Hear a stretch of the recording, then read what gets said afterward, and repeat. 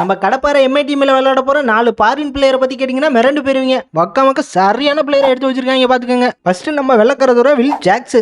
இல்ல ஆர்சிபி இவ்வளோ நல்ல பிளேயரை எதுக்குல எம்ஐக்கு விட்டு கொடுத்த அப்படின்னு நாம நினைச்சோம்னா அம்பானி மையம் அப்பவே ஒரு சம்பவம் பண்ணி விட்டாப்ல. போய் கையை கொடுத்துட்டு சிரிச்சுட்டு வந்துட்டாப்ல. என்னதான் ஆர்சிபி நாங்க டீம் டேவிட்டை எடுத்துட்டோம்னு சொன்னாலும் ஐயா எம்ஐ தேர மாட்டான்னு தூக்கிப்பட்ட பிளேயர் தான் ஏன் டீம் டேவிட். சரி அவராவது நல்லா பண்றாரான்னு பார்ப்போம். ஆர்சிபிக்கு யாரோ போயிட்டு ஆர்சிபி கிட்ட நீங்க தான் பவுலிங்ல வீக் ஆச்சு அப்படின்னு உண்மையை சொல்லிவிட்டாங்க போல. இந்த வருஷம் ஆக்ஷன்ல வெறும் பவுலரா எடுத்து வச்சிருக்காங்க. சரி அடுத்ததா பிளேயிங் லெவலில் இருக்க போற இன்னொரு ஃபாரின் பிளேயர் யாருன்னு கேட்டீங்கன்னா ரியான் ட்ரிக்கல்டன். இவர் ரீசெண்டா சவுத் ஆப்பிரிக்காவுக்கு நல்லா பண்ணிட்டு இருக்காப்ல. சாம்பியன்ஸ் ட்ராப்லயும் சூப்பரா செஞ்சுரி எல்லாம் அடிச்சாப்ல. அதுக்கு முன்னாடி வந்த டெஸ்ட் மேட்ச் எல்லாம் சூப்பரா ஆடிட்டு இருந்தாப்ல. கண்டிப்பா அவர் தான் ஹிட்மேன் கூட ஓப்பனிங் பார்ட்னரா அனுப்பிச்சு விடுவாங்க. அடுத்து நான் சொல்ல போற பிளேயர் தான் எம்ஏ ஆக்ஷன்ல செஞ்ச சிறப்பான சம்பவம். அது யாருன்னு கேக்குறீங்களா? நம்ம போல்ட் நட்டுன்னு கூப்பிடுற நம்ம ட்ரெண்ட் போல்ட் தான்.